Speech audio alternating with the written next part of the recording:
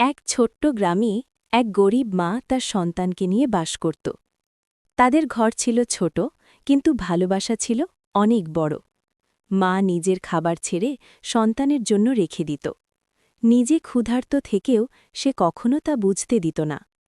প্রতিদিন ভোর থেকে রাত পর্যন্ত কঠোর পরিশ্রম করত সে। কখনো মাঠে, কখনো অন্যের বাড়িতে কাজ করত শুধু সন্তানের জন্য। রোদ হোক বা বৃষ্টি, কিছুই তাকে থামাতে পারেনি। তার চোখে ছিল শুধু একটাই স্বপ্ন, সন্তানের ভবিষ্যৎ। মা চেয়েছিল তার সন্তান পড়াশুনো করে বড় মানুষ হোক। সে চাইত তার সন্তানের জীবন যেন তার মতো কষ্টে না কাটে। সন্তানের জন্য তার ভালোবাসা ছিল সীমাহীন।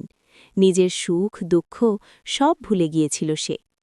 অনেক রাত সে নিজে না খেয়েই ঘুমিয়ে পড়ত, কিন্তু সন্তানের মুখে হাসি দেখলেই সব কষ্ট ভুলে যেত। ধীরে ধীরে সন্তানটি বড় হতে লাগল।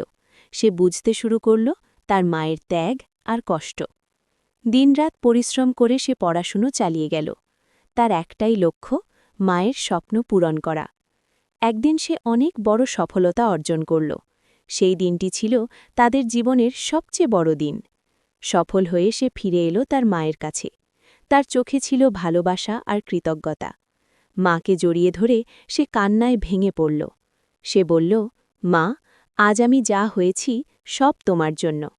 মা হাসল, তার চোখে আনন্দের অশ্রু ঝরল। সে শুধু বলল, তুই ভালো থাকলেই আমি খুশি। আজ তার সব কষ্ট সার্থক হল। একজন মায়ের স্বপ্ন আজ সত্যি হল। মায়ের ভালোবাসার চেয়ে বড় কিছু পৃথিবীতে নেই।